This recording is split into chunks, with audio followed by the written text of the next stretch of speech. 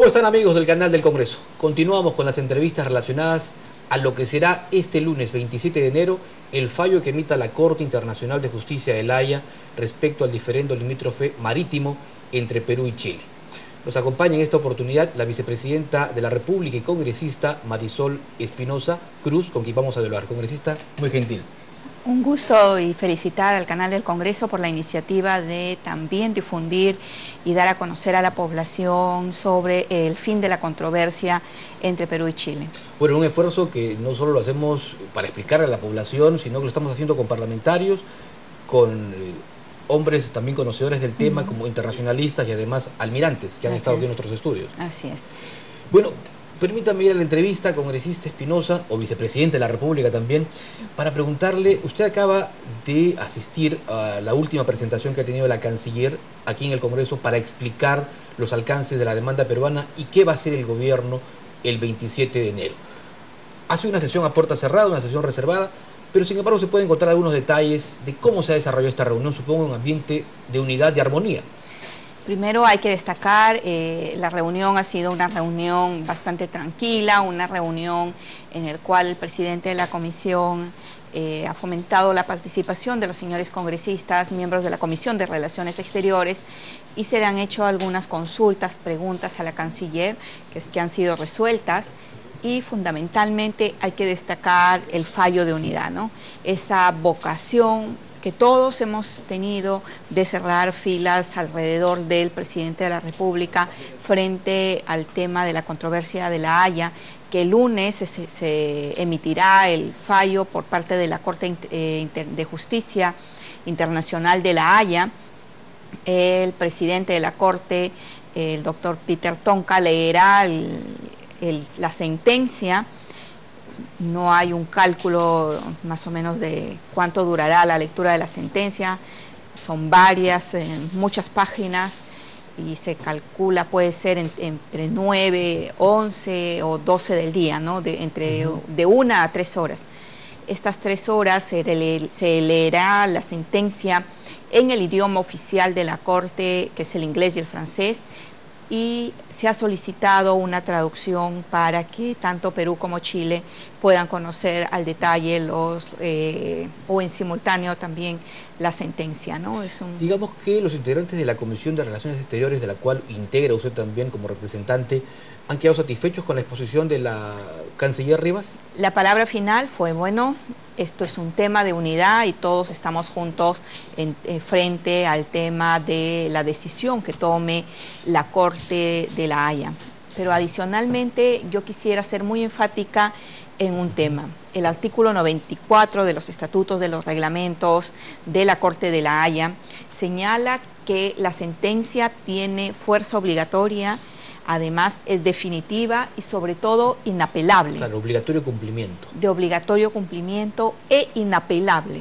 O sea, la sentencia que emita la Corte de La Haya la aceptarán y la acatarán las dos partes, tanto Perú como Chile, porque los dos son signatarios o firmantes del pacto del Convenio de Bogotá. Entonces, este es el marco jurídico en el cual nosotros vamos a presentar las pretensiones ante la Corte de La Haya. O sea, el fallo se acata sí o sí, y es, como he señalado, definitivo, inapelable e irrevocable. Ahora, sin embargo, el tema va porque la implementación. Se ha dicho también que es de, como usted lo ha ratificado, de acatamiento obligatorio, pero el cumplimiento rige desde el minuto después en que se acaba de dar lectura al fallo, y cómo se va a implementar justamente su aplicación. Finalizada la lectura de la sentencia, el cuerpo jurídico de la sentencia, el texto jurídico, tiene validez. Acude totalmente esta sentencia emitida por la Corte, por eso señalamos. Enseguida, finalizada la lectura, eso es lo que vale ante la ley y ante los dos estados. Entonces, posteriormente, si hubiera que hacer alguna modificación legislativa, se hará, ¿no? Pero entre en vigencia en el momento después de finalizada la lectura por el doctor Peter Cuando Tonka. usted se refiere a que si hay que modificar alguna norma, es ya parte de la implementación. Es parte de la implementación. Lo mismo que ha hecho el presidente Piñera en Chile, ¿no? Que la implementación va a ser gradual. Depende, es que no podemos apresurarnos y como ha dicho el presidente, no podemos especular sobre este tema. No sabemos cómo viene el fallo, qué determina, pero generalmente por la experiencia que se tiene en este tipo de fallos, determinadas tareas, y a veces algunas de las tareas hay que traducirlas en un cuerpo legislativo, en una propuesta legislativa, ¿no? ¿Usted siente que hay cierto nerviosismo de algunas autoridades chilenas cuando hablan, digamos, de una implementación gradual, cuando escuchamos algunas voces un poco melancólicas? Bueno, hemos escuchado diferentes voces. Y me refiero a tonos de voz, ¿ah? Pero vuelvo a señalar, creo que Perú y Chile vamos a seguir siendo vecinos después de la sentencia, y lo importante es que miremos de aquí hacia adelante, ¿no? De cómo vamos a implementar esta sentencia. Y eso decían en la reunión que tuvo el presidente Humala con los miembros del empresariado nacional, ¿no? El vocero de la CONFIET, el presidente de CONFIET, Alfonso García Miró, hablaba justamente de ese aspecto, de que hay que mirar hacia el futuro, porque, digamos, inversiones por parte de Chile superan las 10.000 en el Perú, y por parte del Perú en Chile superan los 5.000 millones de dólares. Estamos hablando de mucho, entonces, en lo que, digamos, significa estos, además, acuerdos comerciales, tratados internacionales. Además estamos hablando de más de 160.000 peruanos radicados en Chile, estamos hablando de 5.000 pasos fronterizos que se registran entre Perú y Chile, o sea, un intercambio comercial bastante fuerte. Y la experiencia, en mi caso, cuando se firmó el acuerdo de Itamaraty para sellar la paz entre Perú y Ecuador, nosotros que vivíamos en el norte del Perú y los pueblos del sur del Ecuador hicieron un programa agresivo de intercambio económico, cultural, de infraestructura, vías de transporte, muchos circuitos viales que hoy están vigentes entre Perú, Tumbes, Loja y Perú. Son precisamente parte de la firma de ese acuerdo, ¿no? O sea que ahora y la experiencia a mí me ha mostrado que después de este tipo de situaciones, de controversias, pasando la página de estas controversias, lo que queda un camino por delante por construir, básicamente es un camino de integración, es un camino de fortalecer inversiones y de mejorar la balanza comercial. La balanza comercial termina mejorando precisamente por la buena relación que existe entre los vecinos, en este caso va a ser del sur del Perú y del norte del Ecuador, de Chile. Correcto, eso es un tema sin duda de mucha trascendencia. Ahora, yo quería preguntarle también sobre el tema de los pescadores, que son sin duda quienes están, creo, más nerviosos que todos, a la espera de lo que pueda decir el fallo. Los de Arica incluso han señalado su propio alcalde que tienen una propuesta alterna, si el caso le fuera desfavorable a Chile, pero también los pescadores del lado peruano están muy preocupados por cómo quedará el mar a partir de lunes. Bueno, la principal preocupación viene por parte de la pesca, el sector pesquero, pero creo que hay que sentarnos, mirar el fallo, analizarlo, y después de eso se pueden tomar acciones. Hablar antes de alguna situación creo que sería nuevamente especular. Básicamente algunas preocupaciones por cómo van a ser los ingresos, cómo van a ser el tema de cuotas pesqueras, cómo va a ser el tránsito, que ha sido la mayor dificultad en esta zona de los pescadores artesanales, ¿no? Pero de hoy en adelante yo creo que queda, y hay un tema que Chile lo ha atendido a través de su alcalde y algunos funcionarios que han asegurado algunas indemnizaciones en caso de registrarse una sentencia que los pueda afectar. Esa era la carta B que hablaba el alcalde de Arica.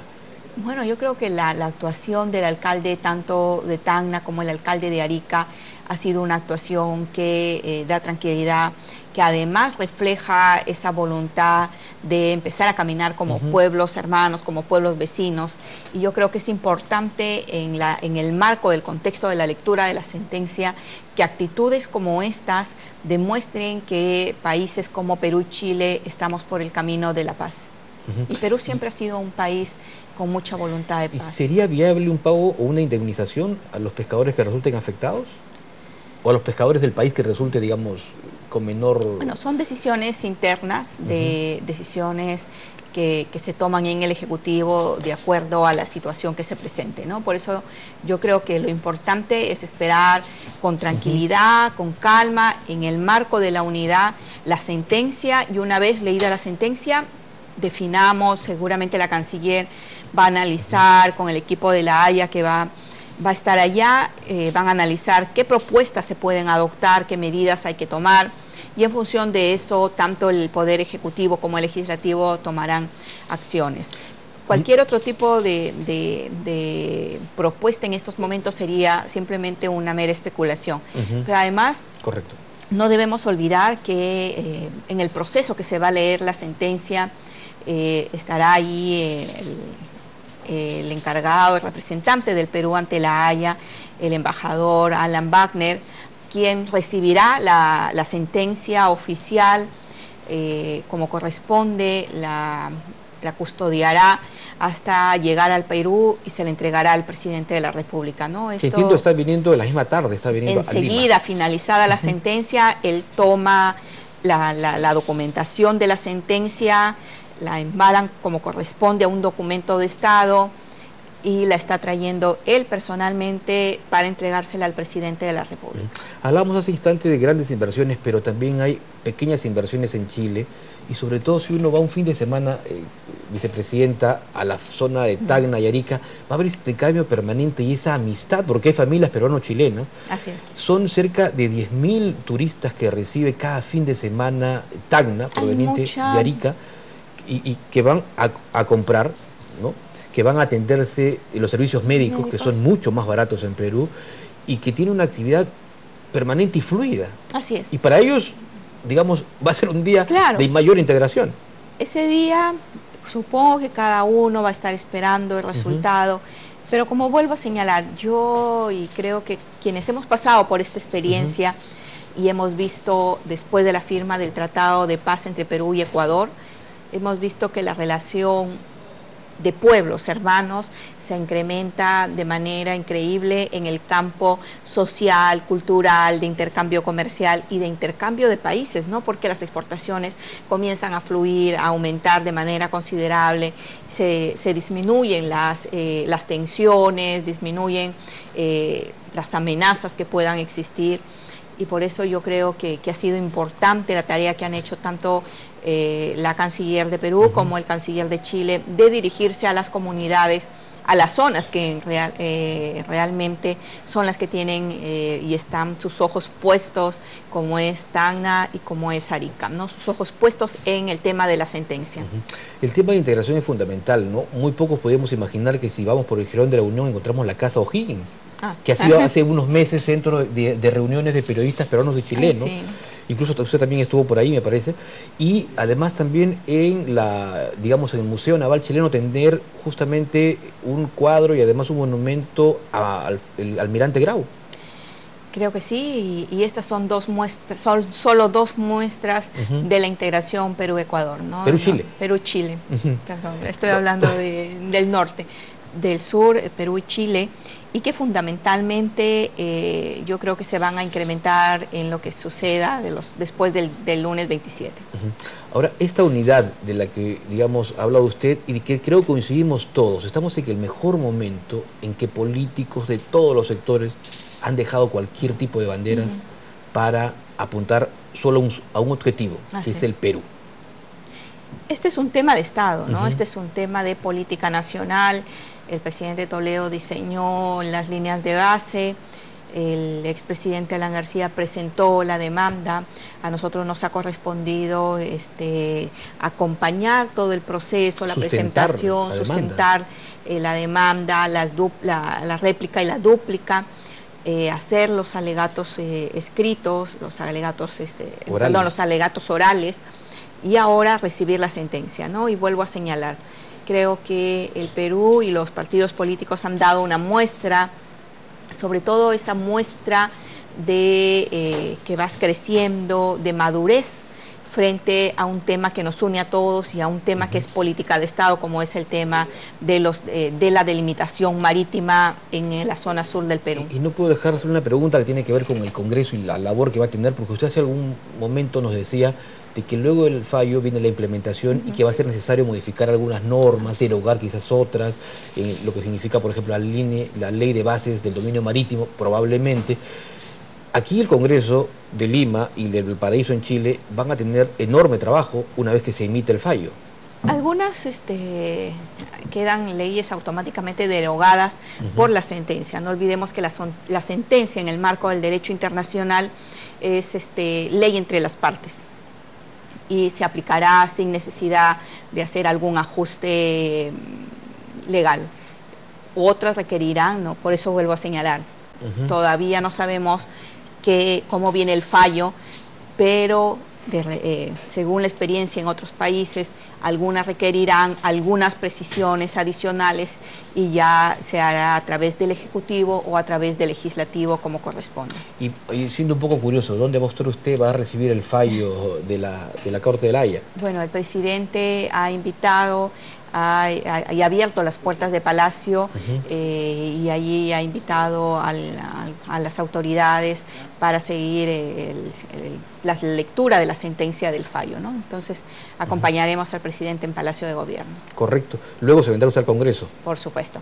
Bueno, y solo decirles que hay un pronunciamiento, hay un comunicado del Congreso de la República en el que pide tranquilidad, mesura a la población y a los políticos y a los parlamentarios, esperar primero el discurso del presidente Humala para luego ya, digamos, fijar una opinión también, ¿verdad? Así es. Cancillería también seguirá la lectura del fallo coordinadamente con nuestros agentes en La Haya y después del discurso del presidente de la República, la canciller también hará las precisiones correspondientes a la sentencia y posteriormente todos los que serán invitados a opinar, ¿no? Pero después de la lectura del discurso del presidente. Este es un tema histórico que nos une a todos como peruanos, pero que sobre todo implica una gran responsabilidad del sector político y una gran tranquilidad de la población, ¿no? Y yo creo que si estuvimos juntos para presentar la demanda, vamos a estar juntos para recibir la sentencia y sobre todo para cerrar esta página y abrir, como yo vuelvo a señalar, la página de la integración entre Perú y Chile. Le agradezco mucho, vicepresidente de la República y congresista Marisol Espinosa, por habernos dado estos minutos, por atender el llamado y por explicarle también a la población cuál es la posición histórica, la posición geográfica y además la posición política del Perú y del gobierno en general. Muchísimas gracias. Muy gentil. La congresista Marisol Espinosa, quien esperamos tenerla el lunes también, por cierto, ¿verdad? Claro que sí. Apenas usted viene a Palacio, se viene para el canal del Congreso para escuchar su posición. Le agradecemos, como decíamos, a ella por haber estado con nosotros y, por supuesto, no se muevan de la señal del canal del Congreso. Tenemos varios temas relacionados a la demanda Perú-Chile y, por supuesto, a lo largo de nuestra programación. Y el día clave, este lunes, con una transmisión desde muy temprano que incluirá la sesión de la Comisión de Relaciones Exteriores, la reunión también que se ha convocado de Junta de Portavoces y las reacciones que haya luego del discurso presidencial aquí en el Congreso.